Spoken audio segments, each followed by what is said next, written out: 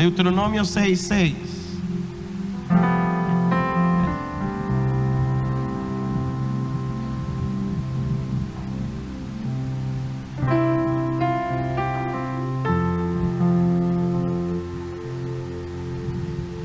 Dios es bueno.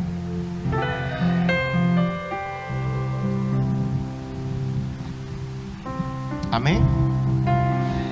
Y estas palabras que yo te mando hoy, ¿cuándo?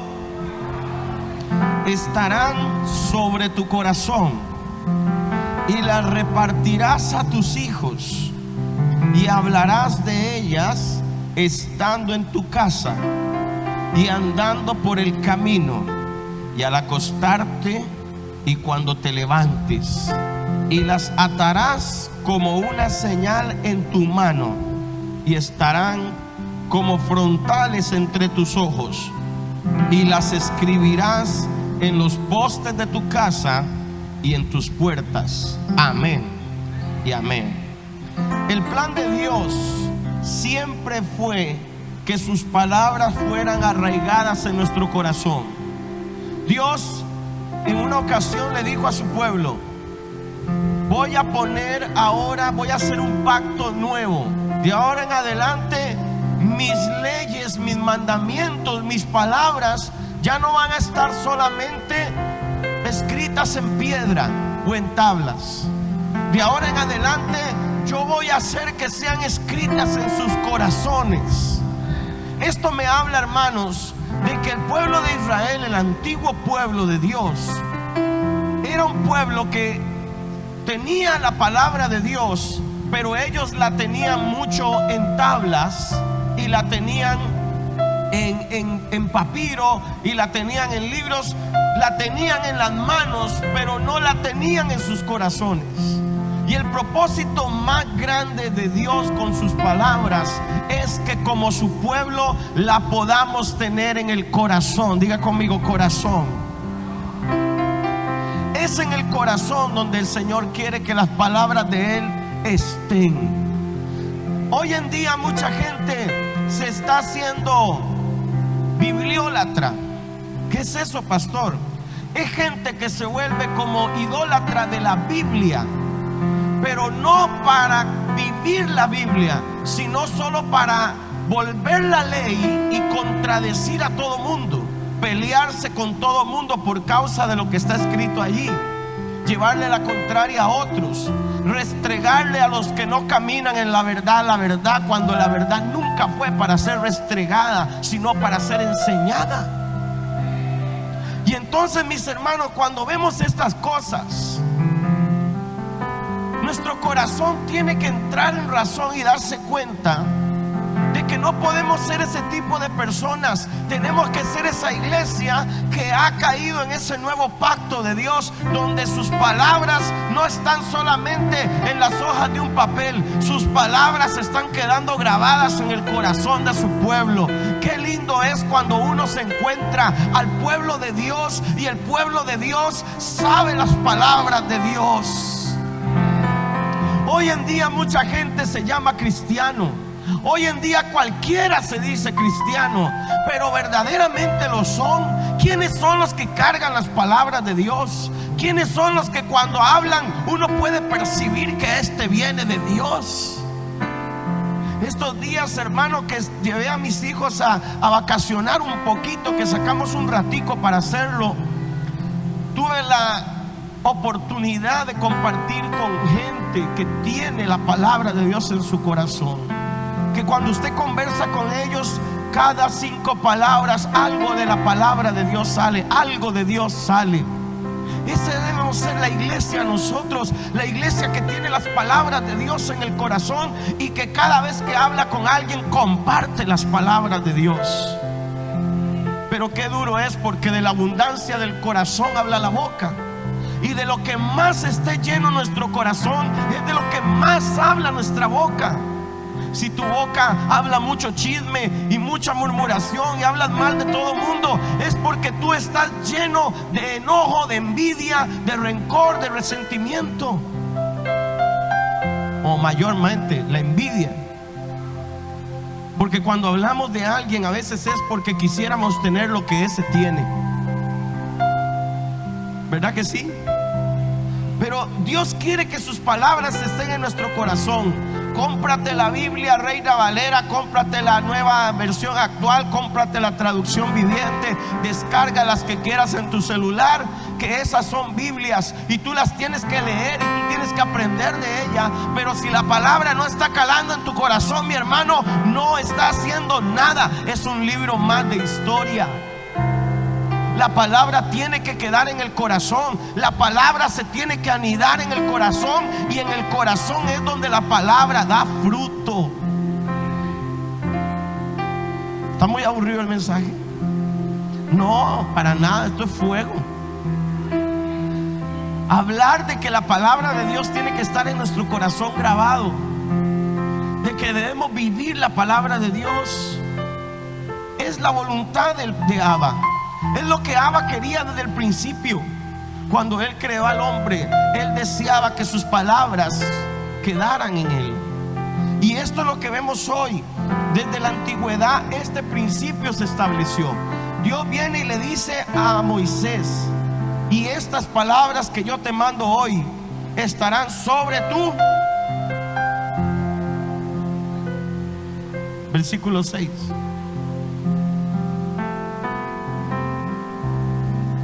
¿Dónde estarán? En su corazón.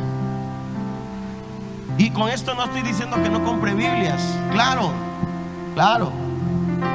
Compre todas las Biblias que pueda, pero cuando las leas, asegúrese que quede en su corazón. Amén. ¿Dónde quería el Señor que estuvieran las palabras de Él? En su corazón. Ahora dice aquí: y las repetirás. Y las repetirás. Diga conmigo: herencia. Mis hermanos, una de las cosas que Dios quería en aquel tiempo era que sus palabras fueran repartidas. Por eso Él dice: y las repartirás. Que fueran repartidas ¿a quién? A nuestros hijos. Nuestra sociedad en este tiempo está como está por una razón. Nuestros hijos o los jóvenes de hoy son lo que nosotros les enseñamos hace 10 años. Lo que usted ve que estos jóvenes están haciendo tiene la misma edad desde que salió el juego Grand Theft. Ahora nadie sabe cuál es ese juego. El juego Grand Theft es un juego donde salen narcos y se matan y venden drogas y adquieren vehículos caros y muestran una vida como la que canta Bad Bunny y esa cosa, ¿no?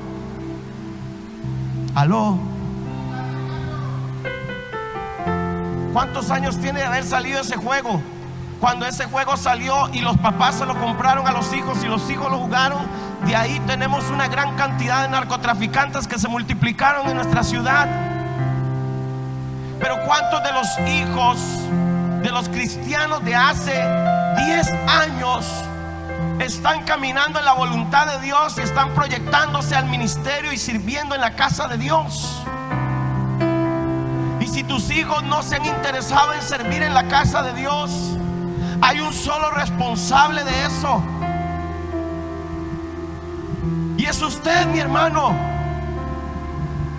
Porque es más fácil soltar un celular y dárselo al hijo para que se entretenga que comprarle una Biblia y sentarse con él a leerla.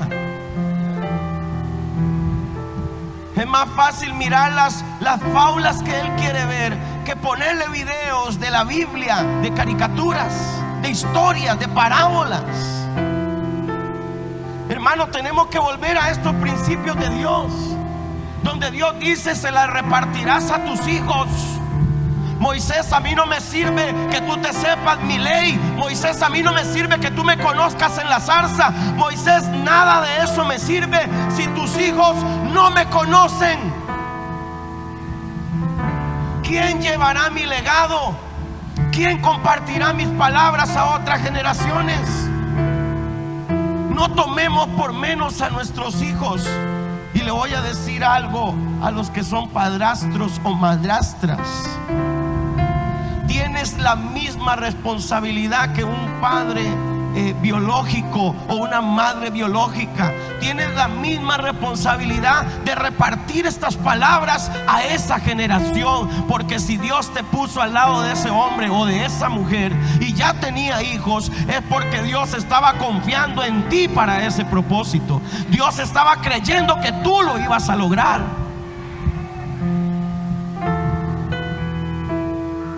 Pero es muy fácil hoy, si nuestros jóvenes no quieren venir a la iglesia, si nuestros jóvenes no quieren servir al Señor, lo que hacemos es decir: no lo obligue, no lo obligue, deje al chiquito tranquilo. Él vendrá cuando Él quiera, cuando Él sienta, cuando sienta que se está quemando.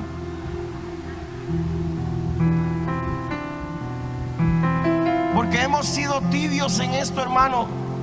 Mire, Él le dice: repartirás a tus hijos y hablarás de ellas estando sentado. ¿En dónde? ¿En la iglesia? ¿En el discipulado? ¿Dónde dice que hablará de ellas? Si yo le pregunto esta noche: ¿cuántos de ustedes hablan la palabra de Dios en sus casas? ¿Cuál sería su respuesta esta noche? Tendríamos un 50 y 50 posiblemente, o tendríamos un 60, 70, o no sé cuánto podríamos tener, pero sí sé que habrá un porcentaje distinto, porque no estamos dando estos principios de Dios a nuestros hijos. Se los estamos confiando a la maestra de religión de la escuela, y la mayoría son católicos en nuestro país, de los que enseñan en las escuelas. Proponen tareas donde les enseñan de sus ídolos y de sus cosas. Hemos tenido que enseñarle a nuestros hijos, porque no los sacamos. Hace años atrás, los papás lo que hacían en los colegios y las escuelas era que hacían una carta para que su hijo no recibiera religión. Mi hijo es evangélico, a él no le den religión. ¿Dónde firmo? ¿Dónde firmo? Cuando mis hijos entraron a la escuela, yo le dije a ellos: yo no voy a hacer ninguna carta, ustedes van a ir a religión, y ustedes van a oponerse a lo que no sea correcto, y ustedes, si saben la verdad, tienen que enseñarle la verdad a la maestra. Recuerdo que en una ocasión la maestra, porque esa maestra quedó tan impactada que empezó a buscarme para que le ayudara en los convivios. Una maestra bien católica, solo faltaba como el hábito. Ella quería ser monja, o va a ser monja, no sé. Pero esta maestra ya no está aquí, ahora está largo, se fue a trabajar a otro lado. Pero ella me llamaba, me invitaba a los convivios de la escuela. Yo llevaba una palabra, a veces llevé a Paolo con dramas y cosas. Y una vez ella me contaba, me senté a dar la clase y comencé a tocar un poquito sobre la venida de Cristo. Raro que ellos toquen ese tema, porque no lo tocan mucho. Y dice que cuando ella empezó a hablar de eso, Sara la interrumpió y dijo: yo sé de eso.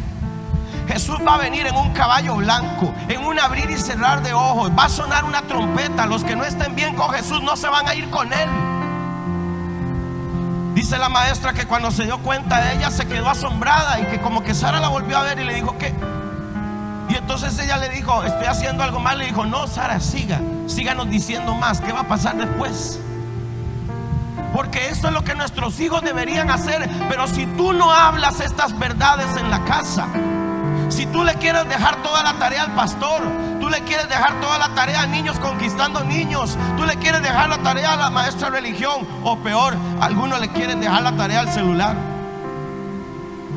otros le quieren dejar la tarea al Netflix. Mano, este es el tiempo para tomar estos principios nuevamente. Tenemos que volver a traer leña al altar de la casa. Tenemos que volver a encender el altar familiar. Tenemos que volver a traer esas prédicas a la casa. Sentarnos en familia, compartir un texto bíblico, volver a orar juntos. ¿Cuándo fue la última vez que usted oró juntos? Necesitamos volver al tiempo del altar familiar. Esta iglesia siempre se ha caracterizado por eso. Ha sido una de las fortalezas siempre que lo han aplicado. Pero sé también que por tiempo lo dejan, porque las muchas ocupaciones, porque las muchas obligaciones laborales o de la iglesia. A veces porque estamos aquí tan metidos en todo, y como nuestros hijos están metidos también, creemos que no tenemos que hacer altar familiar. Creemos que nuestros hijos no necesitan una dosis más en casa. Creemos que no es necesario hablarles. Yo me gozo de que así como esta casa tiene 10 años y va a cumplir 11 años, ver a muchos de los niños que llegaron aquí pequeñitos, hoy están sirviendo al Señor. Que a veces hay que jalarlos porque se nos quieren como de chavetar, pero los jalamos y se enderezan de nuevo. Ellos entienden, ellos reconocen. Yo sé que el mirar a Sara aquí predicar el domingo, ya muchos niños de los hijos de ustedes están diciendo: papá, ¿será que yo voy a poder hacer eso algún momento? Y nunca hemos cerrado las puertas para todo el que quiere crecer y quiere alcanzar. Pero esa era parte del propósito de Dios. Hoy Dios establece estas palabras desde el principio, que generación tras generación en sus casas,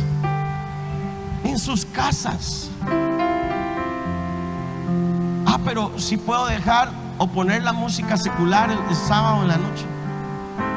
Algunos tenemos confundidos a nuestros vecinos porque nos ven salir para la iglesia, pero cuando nos ven regresar tenemos un escándalo de música mundana. Sí, porque hay que llamar la música mundana. ¿Cuál música secular? No, aguacates y pepinos. Es música mundana. No dice nada bueno. No edifica su casa, no edifica a sus hijos, no está llevando a sus hijos a un nivel de gloria.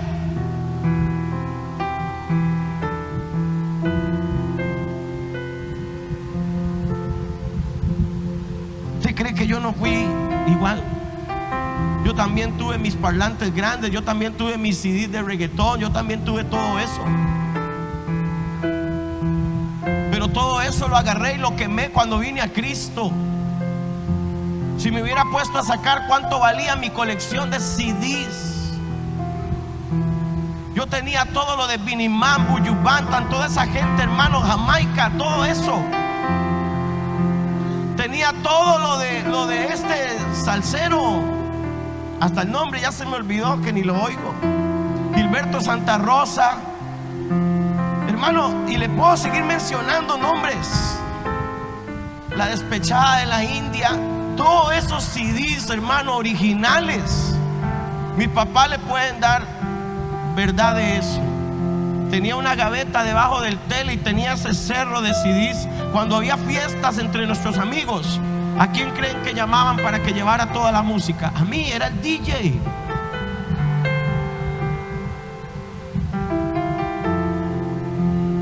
Grababa mis mezclas en cassettes, porque en ese tiempo habían cassettes. Hacía música. Pero cuando me convertí a Cristo, comencé escuchando un cassette que tenía mi hermana, que era del álbum de Marco Witt, Gracias, creo que decía, o Venció, más bien, Venció es. Venció, Cristo venció. Y yo era el escandaloso del barrio, pero yo agarré todo eso, lo quemé, y con la misma bulla que antes hacía poniendo esa vulgaridad de música, ahora ponía Venció a todo volumen.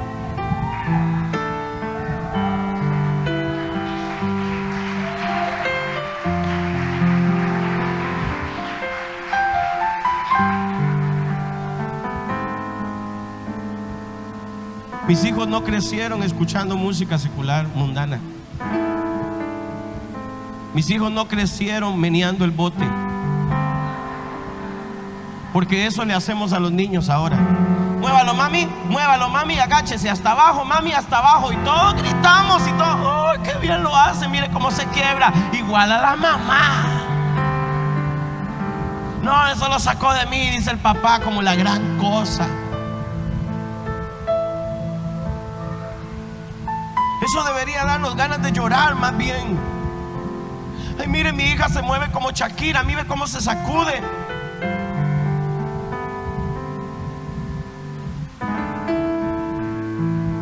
Qué diferente es cuando podemos ver a nuestros hijos danzar aquí adelante.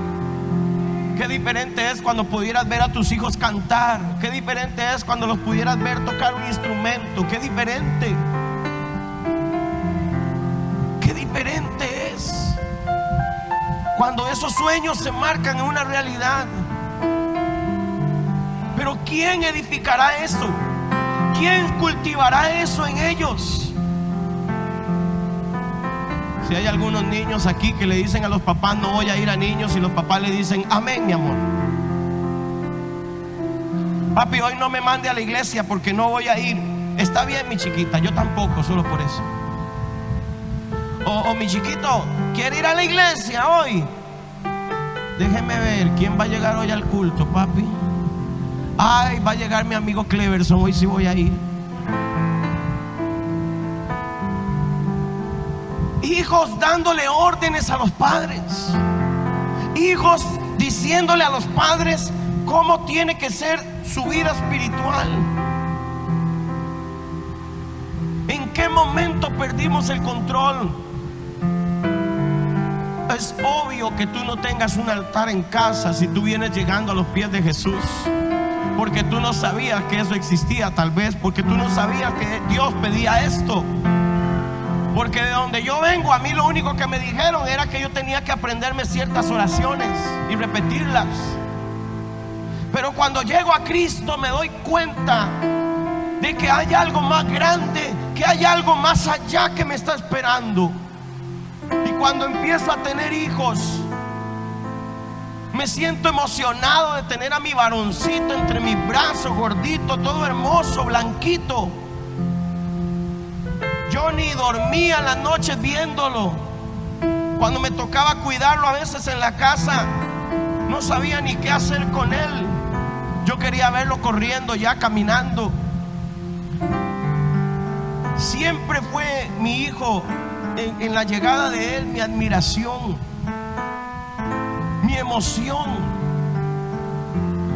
Pero así mismo también arrodillarme al lado de una cama y decirle: venga, arrodíllese aquí a la par mía, vamos a orar.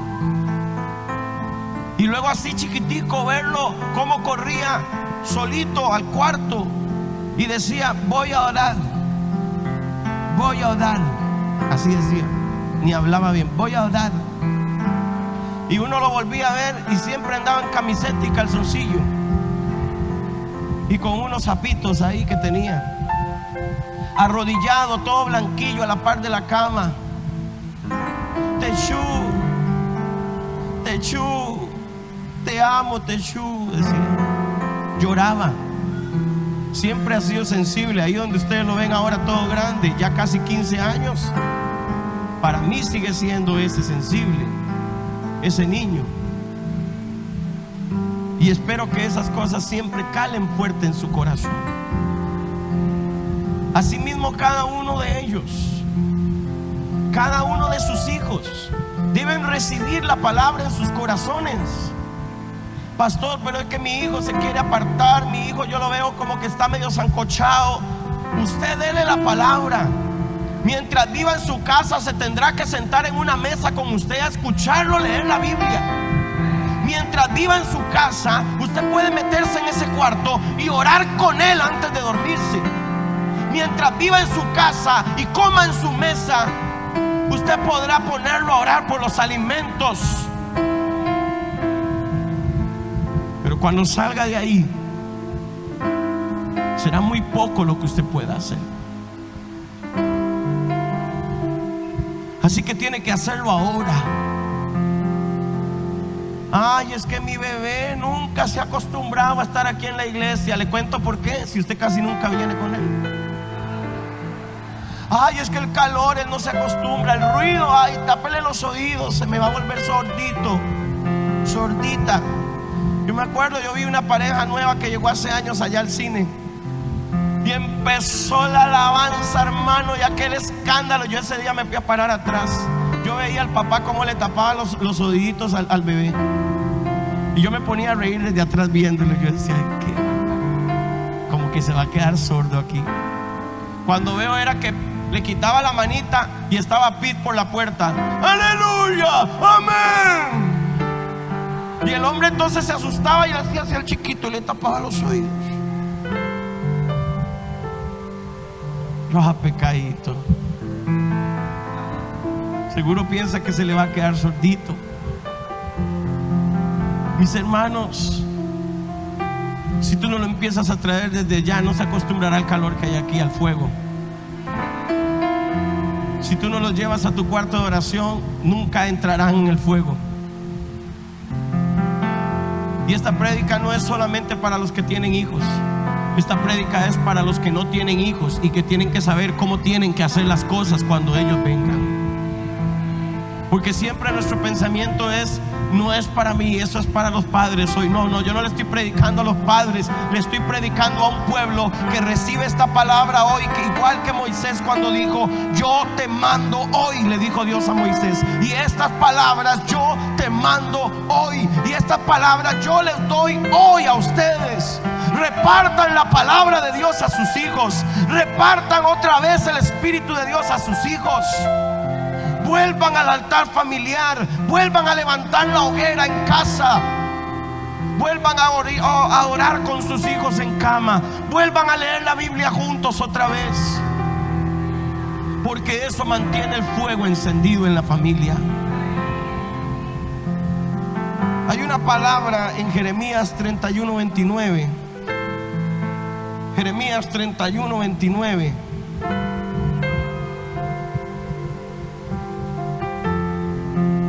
Era un dicho muy famoso que había en aquellos años.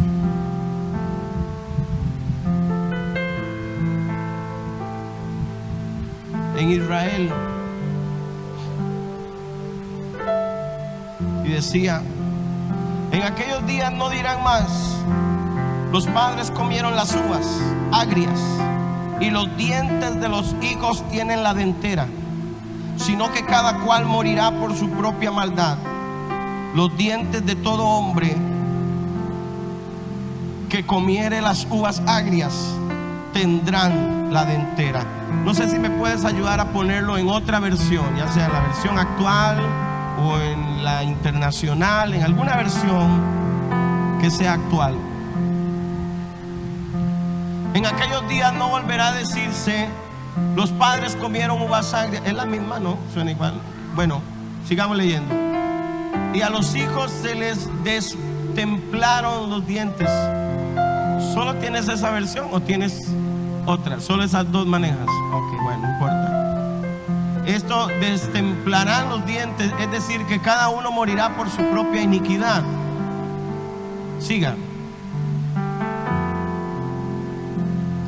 Vienen días, afirma el Señor, en que haré un nuevo pacto con el pueblo de Israel y con la tribu de Judá. No será un pacto como el que hice con sus antepasados el día en que los tomé de la mano y los saqué de Egipto, ya que ellos lo quebrantaron, y a pesar de que yo era su esposo, afirma el Señor,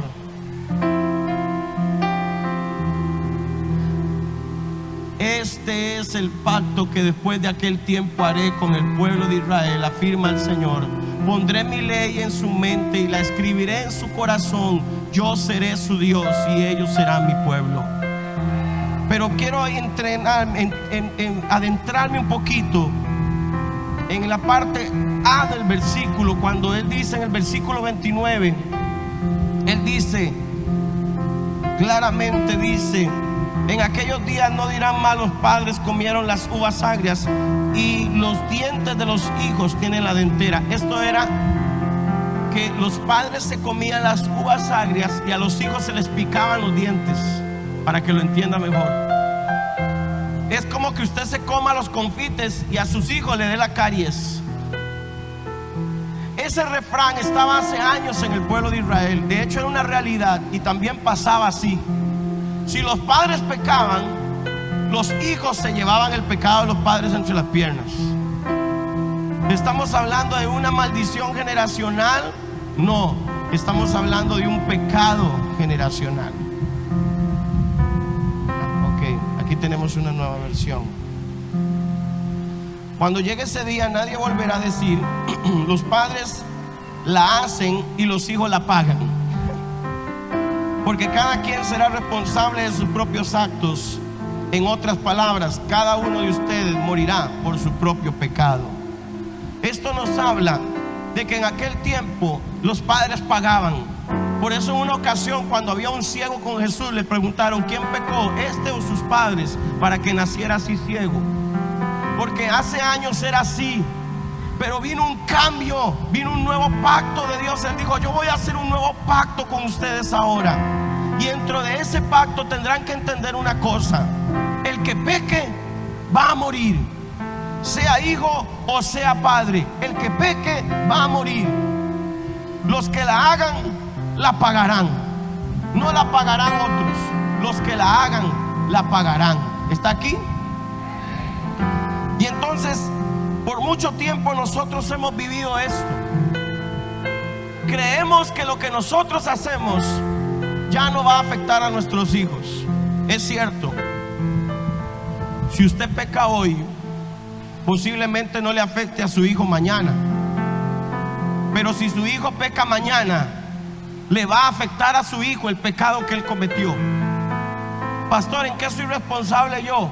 En que si su hijo hubiera conocido estas palabras, hubiera tenido temor para no pecar. La responsabilidad de darle a nuestros hijos la instrucción, de darle a nuestra familia la instrucción de la palabra de Dios, no es una opción, es una obligación. Aló. Estamos obligados a hacer esto. Pastor, mi esposo no viene a la iglesia y mi esposo no quiere venir a la iglesia. Agarre usted a su esposo y siéntelo a la par de sus hijos y léale usted también la palabra de Dios a él. Porque si usted empieza a darle estas palabras a ellos, si usted empieza a sentar a toda su familia en la mesa y darle estas palabras a ellos, ellos las tomarán, ellos las escucharán, ellos las abrazarán. Y cuando llegue el momento de la prueba, cuando llegue el momento crucial, ellos sabrán qué hacer. Hasta su esposo inconverso o su esposa inconversa, tal vez ella no quiere venir a la iglesia, está bien. Pero ¿por qué no quiere venir a la iglesia? Porque tal vez tú no le das testimonio. Porque nunca te ve orando, nunca te ve metido. Solo ve que vienes a la iglesia, te golpeas el pecho aquí, pero en la casa eres el mandamás. O en la casa eres doña toda, la de Palí, doña Lucha. Aquí vienes con alas de ángel, pero cuando llegas a la casa te pones la capucha y sacas la capa y peleas con todo mundo. Muchachos, por eso sus papás no se convierten, porque no ven en ustedes el testimonio legítimo de un hijo de Dios. Señora, por eso su esposo no quiere venir a la iglesia, porque él debe de pensar de que si va a ser como usted, entonces no quiero.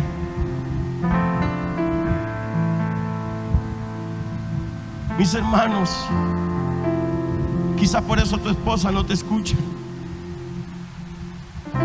porque ve que tú tratas mejor a los hermanos que a ella. ¿Cuál es tu problema? No lo sé, pero sé que la respuesta ha estado aquí en la Biblia, en Deuteronomio 6:6 todo el tiempo, pero nosotros la ignoramos.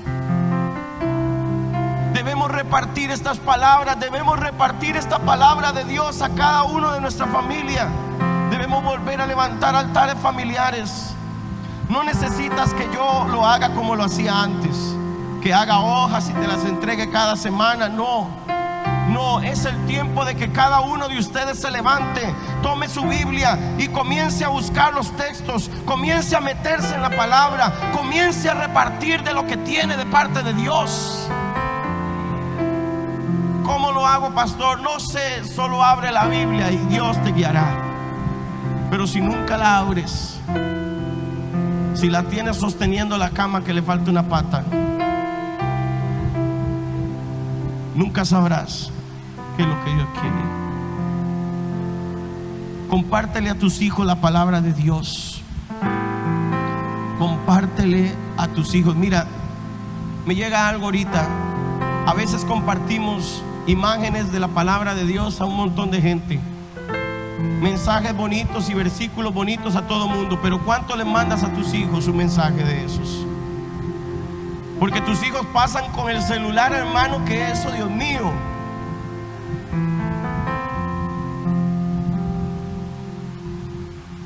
Ni comen tranquilos. ¿Sabe cuál es mi consejo? Haga lo que yo hago. Yo le mando textos. Cuando lo veo pegado en el celular, le mando textos. Ahí mismo, porque ahí me va a ver.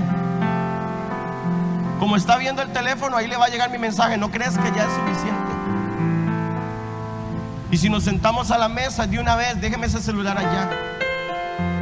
Vengan, vamos a orar. Guarde eso, quite. ¿Va a dormir ya? Deme el teléfono. Ninguno de ustedes debería dormir con teléfono. Ninguno, muchachos, señores, señoras, ¿qué están haciendo? Cojan los teléfonos de sus hijos y guárdenlos a la hora de dormir. Ninguno debería dormir con teléfono. Ninguno. Ninguno. Usted puede reírse lo que quiera. Usted puede molestarlo a él al final si quiere, porque dentro de 10 años él contará una historia que usted contará otra. No me importa. Yo sé que un día él me abrazará con lágrimas en sus ojos y me dirá: papá, muchas gracias por lo que hiciste por mí. Y ese día yo me sentiré orgulloso de saber que hice lo correcto. ¿Quieren dormir con algo? Dele una Biblia y que duerma con la Biblia. ¿Tiene ganas de dormir con algo? Tome, duerma con esto, póngala a la par de su almohada. Quizás así, poniéndola cerca de su oído, algo escuche. Pero hasta sus niños pequeños los están dejando dormir con esto, como si no tuvieran acceso a YouTube, a pornografía y un montón de videos satánicos y cosas que hay aquí al alcance de la mano. Mis hermanos, despertemos de esta realidad, porque Dios le está hablando no para sus hijos, le está hablando a usted también, porque sus hijos hacen lo que ve que usted hace. Ellos hacen lo que ve que usted hace.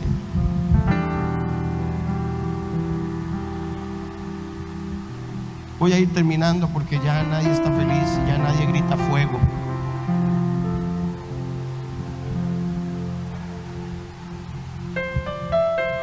Mi hijo un día morirá. Y el día que eso pase, no tendrá que dar cuentas de mí, tendrá que dar cuentas de él. Entonces yo tengo que prepararlo ahora para que él sepa cómo dar cuentas de él. Y voy a usar esto como un término espiritual también. Mis hijos espirituales, esta casa, ustedes son mis hijos espirituales. ¿Sabían eso? Sí, los parimos aquí. No importa que te predicara Pepito y Pepita por allá en el pozo, donde sea. Estás bajo esta cobertura, este manto. Eres mi hijo espiritual.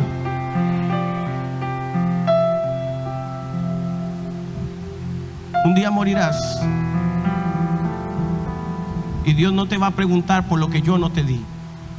Dios te va a preguntar por lo que tú no hiciste, por lo que tú escuchaste en este altar cada vez y no hiciste. Tú darás cuenta de tu propio pecado, no del pecado del pastor ni del pecado que está a la par suya. Vuelva a ver al que está a la par suya. ¿Lo ven? Está bien, ¿verdad? Está bien, ¿verdad? ¿Sabe qué? Esa persona que está a la par suya un día también morirá. Y ella no va a dar cuenta de usted, porque usted quiere estar dando cuenta de ellos. Usted tiene que dar cuenta de usted mismo. Entonces usted tiene que empezar a buscar a Dios y tiene que empezar a meterse en esto en serio, porque usted tendrá que dar cuenta de usted. Dios no te preguntará en el día del juicio: Graving, ¿qué pasó con Adrian? No, Dios le dirá a Graving, ¿qué hiciste con lo que te di? Graving, ¿dónde estabas? Adán, no digo ¿dónde está Eva? Adán, ¿qué hiciste? La mujer que me dijo: no, Adán, yo no vine a preguntar por Eva, yo estoy preguntando por ti. Porque todos somos buenos para ver al que está a la par, pero no nos miramos a nosotros mismos. Tú que condenas al que está a tu lado, no te das cuenta que ya tienes un pie a donde Él no va a ir.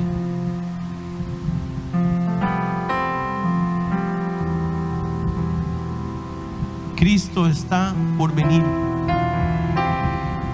y si le da la gana venir antes, sin avivamiento y sin nada,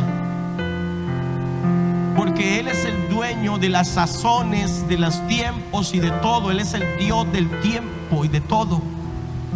Él puede hacer lo que Él quiera, como Él quiera, y aún así no dejar de cumplir ni una de sus palabras. Mi pregunta para ti hoy es esto, hermano: ¿por quién respondes? Responde por ti. Pastor, pero ¿y las almas? ¿Sabe por qué muchas almas no se están convirtiendo? Porque tú todavía no puedes contigo, no te va a dar Dios más gente. Cuando tú empieces a hacer por ti lo que tienes que hacer, cuando tú empieces a caminar en santidad, cuando tú empieces a llevar a tus hijos a esas dimensiones de la palabra, cuando tú empiezas a levantar un altar en tu casa, entonces Dios dirá: te puedo confiar más gente, te puedo confiar más. ¿Sabe quiénes fueron mis primeras almas que Dios me confió? Mis padres. Cuando mi papá se convirtió, la iglesia donde estábamos no tenía un ministerio de consolidación como lo tenemos hoy aquí. No teníamos a alguien que lo llamara, que lo buscara, que le enseñara a orar, que le enseñara a leer la Biblia, que le enseñara a hacer un devocional. No lo teníamos. Pero este que está aquí sentía la carga. No vino mi papá a Cristo para que se pierda mañana. Necesito cimentar lo que hice. Trabajamos en Decar. Salíamos a las 6 de la mañana de estar toda la noche trabajando. ¿Sabe qué era lo que hacíamos al día siguiente? A las 6 de la mañana, llegando a la casa, desayunábamos y abríamos la Biblia y hacíamos un devocional. Oraba con ellos, les enseñaba a orar, les enseñaba a leer la palabra. Después comprometí a mi pastor, y también le dije a él, lo comprometí, le dije: pastor, yo creo que usted debería acercarse a mi padre un poco más y darle palabra. Y entonces el pastor empezó a visitarlos en la casa y empezó a orar con ellos y a darles palabra. Mis hermanos, aquí tenemos de sobra para hacer esto. Tenemos pastores, tenemos líderes, tenemos servidores, tenemos intercesores, tenemos discipuladores, tenemos un montón. Consolidación, gente que esté interesada en llamarte, en ver cómo estás, en visitar tu casa. Me sorprende cuando la pastora Rosita me dice: no todos quieren que vayamos a su casita. Nosotros no queremos ir a tu casa para ver si tu casa tiene techo o tiene cosas lujosas. Queremos ir a tu casa porque donde nosotros entremos, bendición entra. Y si nosotros pisamos tu casa, o la pastora Rosita y su equipo pisa tu casa, tú serás bendecido. Los espíritus inmundos saldrán de tu casa.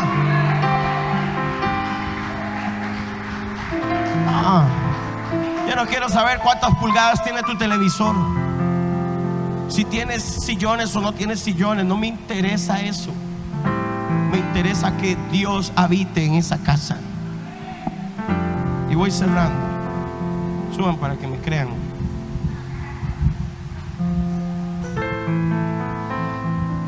La responsabilidad de que nuestros hijos no mueran en la ignorancia, la responsabilidad de evitar que sigan creciendo narcotraficantes y asesinos en esta provincia, está sentada en esas sillas hoy. Ahí están esos niños que usted tiene a la par suya. Son la nueva generación de Dios, la esperanza de Dios para esta ciudad. Y no estamos jugando cuando decimos que ahí hay profetas, pastores, evangelistas, maestros, alcaldes, diputados, profesores, docentes, secretarias, contadores, gente que llevará la luz de Cristo a sus trabajos. Pero ¿quién irá? ¿Quién hará el trabajo duro? Póngase de pie. Ni siquiera terminé el sermón.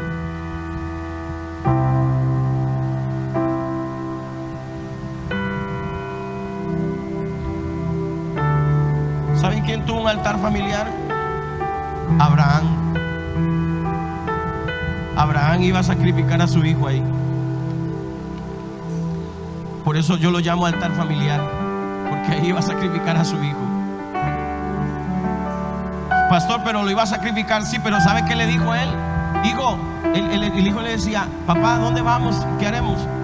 Subiremos al monte y adoraremos. El niño sabía lo que era altar, porque le dice: papá, veo la leña, el fuego, pero ¿dónde está el holocausto? El niño sabía lo que era un altar, porque papá había adorado a la par de él en otros momentos, porque papá tenía altar y Isaac sabía lo que era un altar. Y cuando Abraham murió, Isaac levantó altares. Cuando Isaac murió, Jacob levantó altares. Cuando Jacob muere, ellos levantan altares, sus 12 hijos. Ellos sabían lo que era un altar. Oiga, ¿sabe quién más tuvo un altar familiar? Noé. Cuando llegó a tierra, dice que agarró la misma madera de la barca, del arca, y construyó un altar y llamó a su familia y adoraron a Dios. Noé tenía un altar familiar. ¿Sabe quién más hizo un altar familiar? Jesús. Por aquello que los muy bíblicos me digan que solo estoy hablando del Antiguo Testamento. Jesús tenía un altar. Cuando visitó a Lázaro y a sus hermanas, él los veía como amigos, como hermanos, y se sentaba con ellos en una mesa y compartía, al punto que María se quería sentar con él, mientras que Marta estaba haciendo el pito y los huevos. Ella estaba ahí tomando la mejor parte. Donde hay un altar familiar, ahí está Jesús. Ahí está la presencia de Dios. Jesús tenía un altar, hermano, cuando estuvo en la casa de Zaqueo. Jesús tenía un altar con los 12 en el aposento alto, cuando estaban tomando la última cena, cuando lavó los pies de los discípulos. Jesús tenía un altar familiar. Ellos eran su familia cercana. Ellos eran lo que él caminaba, lo que él tenía de cerca, eran ellos. Dime si tú tienes un altar familiar, porque si tú no tienes un altar familiar, hoy tienes que venir a hacer ¿qué? Tienes que venir a tomar fuego de aquí y llevar este fuego y prender tu altar en casa. Hoy mismo, cuando llegues, llama a tus hijos: vengan, hijos, nadie va a dormir ya. Vamos a orar primero en familia. Vamos a leer un versículo bíblico. Vamos a volver a prender el fuego en este hogar. Aleluya. Si tú has apagado el altar de tu casa, yo te invito a que vengas a este altar ahora mismo, levantes tus manos y pida fuego al Espíritu Santo. Dile: Espíritu de Dios, dame Dame fuego para prender el altar en mi casa. Dame fuego para prender el altar en mi hogar, con mis hijos. Oh, yo creo que todos ustedes tienen un altar familiar en la casa. Entonces, qué bueno. Esta iglesia debería estar en un avivamiento, porque todos tienen un altar en la casa. Todos oran en la casa con sus hijos, con su esposa, con su esposo. Todos lo hacen al pie de la letra.